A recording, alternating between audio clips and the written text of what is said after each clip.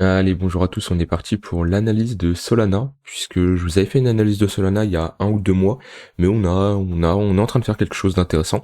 Et pour moi, c'est si on doit jouer un rebond assez court terme quand même sur les cryptos en général, c'est-à-dire un rebond où on pourrait avoir un retour du Bitcoin vers les 28 000, 30 000 dollars, autant profiter sur des cryptos du type Solana qui peuvent nous ramener des performances plus intéressantes que le Bitcoin. Donc c'est pas un conseil en investissement, mais pour moi, faudra attendre la clôture weekly de dimanche, mais on est en train de faire quelque chose de très intéressant. Donc déjà, hop, je trace mon Fibonacci, on va mettre les 0,886, hop, on a rebondi dessus. On est dans cette grosse zone de demande, hein. Là on a une forte zone de demande puisque c'était une zone d'accumulation, hein. Et on voit que à ce niveau-là, hop, c'est une zone de demande tout simplement où les grosses institutions, les gros portefeuilles n'hésitent pas à racheter quand on revient autour des 25 dollars. On le voit parce on est à chaque fois rejeté assez fortement. Et je pense, même si je peux être plus précis sur ma zone, on va voir si on a touché de l'autre côté. Mais là, on a quelque chose d'intéressant en termes de demande. On n'y a pas été, mais ici, de ce que j'ai remarqué, c'est une zone qui est très intéressante. En tout cas, tout ce qui est au niveau des 0,886 en général. Donc voilà, première chose à signaler. D'un point de vue MACD, on a une divergence qui est validée, une divergence haussière puisque on a une divergence entre le prix et l'indicateur MACD. On voit, et elle est validée. Donc on a une reprise du momentum des acheteurs, donc c'est les acheteurs qui ont le contrôle du momentum en weekly. En daily, on a les vendeurs qui ont le contrôle du momentum, mais on voit que ça annonce juste de la consolidation pour le moment. D'un point de vue des volumes, ce qui est très important quand on arrive sur des bottoms dans ce genre-là, puisqu'on voit que il y avait un désintérêt total au niveau du Solana quand on était, on va dire, au-dessus des 100 dollars. On voit, on a un trou dans le volume ici où on fait rien du tout simplement parce que les gens estimaient que c'était, enfin les gens qui font le marché, les gros portefeuilles, ils estimaient que c'était pas une zone intéressante pour acheter, puisqu'on était sûrement trop élevé d'après eux. Et c'est dans ce niveau-là qu'ils ont commencé à revenir et à poser un bottom, et on le voit avec un volume qui s'accélère, donc déjà un volume vendeur qui s'accélère. Donc ici on a sur les bougies rouges, on voit qu'on a eu pas mal de capitulations. Voilà, donc ça c'est quelque chose d'intéressant. Et quand on instaure ce bottom, on voit qu'on a des volumes aussi qui sont intéressants. Donc on a eu l'achat spot assez gros ici, des gros portefeuilles, ce qui veut nous dire qu'on a un intérêt sur ce niveau-là. Donc le Solana sur ce niveau-là, c'est quelque chose d'intéressant. Hop, on enlève le MACD et le volume, chose qu'on a vu. Maintenant, si on doit rebondir, déjà, premier niveau à atteindre, avec Fibonacci, les 0,118, 0,786. Où là, dans cette zone, il faudra faire très attention qu'on n'instaure pas un M en 4 heures ou en daily. Ouais, surtout en daily, vu qu'on est en weekly actuellement, puisque ça pourrait nous indiquer qu'on retourne en bas du marché, parce que tout simplement on ferait quelque chose de très bearish, qui est les structures en M.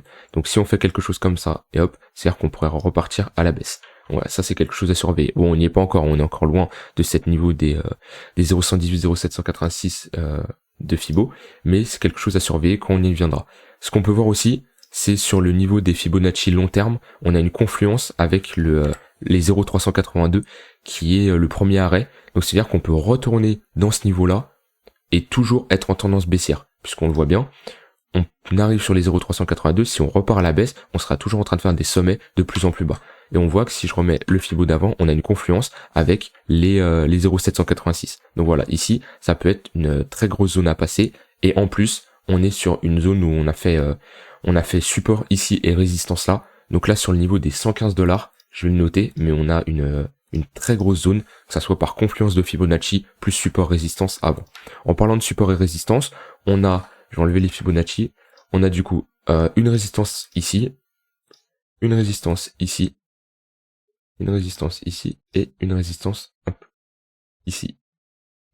Donc voilà, c'est étape par étape, hein, ça sert à rien de voir la résistance la plus haute, mais déjà s'affranchir de la première résistance, qui je pense va sauter, puisque si le Bitcoin ne fait pas quelque chose de bearish, on va aller la chercher, de mon point de vue, et après on aura une première résistance ici. Donc voilà, ça peut être quelque chose pour prendre ses profits. Si vous savez pas comment prendre votre profit, si vous savez pas quand vendre votre crypto, et vous pouvez tout simplement prendre des profits sur chaque niveau de résistance. Voilà, tout simplement. Ça peut être une stratégie que vous pouvez implémenter dans votre plan, dans votre setup. Donc voilà, ça c'était quelque chose que je voulais dire.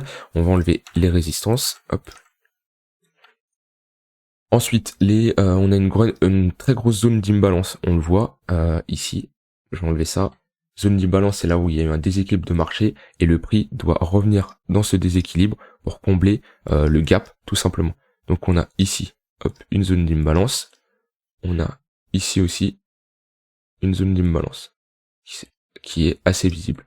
On avait une zone d'imbalance dans toutes ces montées-là. On le voit, on a des gros gaps qu'on est revenu rechercher parfaitement. On le voit ici, on avait une dernière zone d'imbalance qui était là, entre ces deux bougies. Et on est revenu chercher, on a fait même le bottom dessus. Donc voilà, ça c'est quelque chose à signaler. On a aussi des zones d'imbalance beaucoup plus haut sur le prix, comme ici. Mais bon, comme je dis, étape par étape, déjà allons combler cette zone d'imbalance. Pour moi vraiment le niveau le plus dur à aller chercher, ça va être ce niveau-là que j'ai mentionné tout à l'heure, au niveau des 115, 120 $. On a une très grosse zone de demande avec un order block qui se situe ici. Donc c'est un order block, c'est un niveau où potentiellement on peut venir chercher pour clôturer les ordres des grosses institutions, les ordres acheteurs qui sont en perte actuellement, ce qui leur a permis de faire pousser le marché plus bas. Voilà, bon, ça c'est quelque chose d'assez technique que je ferai une vidéo sûrement d'explication, mais voilà, ça c'est technique. Mais voilà, au niveau des 115 $ et au niveau de ce point-là des 140 $, attention, pensez à prendre vos profits. Maintenant, quand ça devient intéressant de se placer sur le Solana. Alors comme je dis, c'est pas un conseil d'investissement, on n'est pas sur du trading, là on est vraiment sur de l'achat spot. Clairement, on va pas se mettre en levier x50 ici, on est en weekly, les mouvements peuvent être assez énervés, du coup on peut se faire liquider rapidement. Si on clôture au-dessus de ce niveau-là, on instaure une dynamique haussière avec des creux et des sommets de plus en plus haut. On le voit, si on passe en droite, on fera un magnifique W, que je prends je prends la mèche pour valider ce W. Certains pourront prendre juste la clôture des bougies, chose qu'on aurait déjà validée du coup, parce qu'on aurait une clôture qui s'est déjà validée depuis le 10 juillet. Moi j'attends vraiment la mèche pour être sûr, parce que si je passe en daily, voilà, on a la mèche qui est ici. Donc voilà, on attend tout simplement, on attend la clôture qui est dans 3 jours, dimanche soir dans la nuit à 2h, et si on a une clôture au-dessus de ce niveau-là, on a un signal d'achat pour un retournement de tendance, parce qu'on aura instauré un creux et un sommet de plus en plus haut. Chose qu'on n'avait pas fait depuis ce niveau-là, en octobre. On le voit très bien. Hop. Ici, on instaure creux, sommet, creux, sommet, creux, sommet. On n'est pas obligé de compter lui, mais bref, on fait un W qui est très visible ici. Et depuis là, on instaure des creux et des sommets de plus en plus bas. À l'exception d'ici, on fait un creux, un sommet, un creux plus haut que le précédent et un potentiel sommet plus haut que le précédent. Donc voilà, on attend la clôture. Et si elle est validée, on a un signal d'achat assez puissant sur le Solana. Donc faut juste patienter, ça sert à rien d'acheter trop rapidement, de se précipiter. Mais le plus important, acheter c'est simple, c'est tout le monde sait acheter une crypto, tout le monde y arrive. Prendre des profits c'est autre chose. Et là j'en suis sûr vous avez plein de positions qui sont perdantes parce que vous n'avez pas pris des profits sur la montée d'une crypto, parce que vous vous dites ça va aller plus haut, et vous faites piéger, ça va aller plus haut, etc.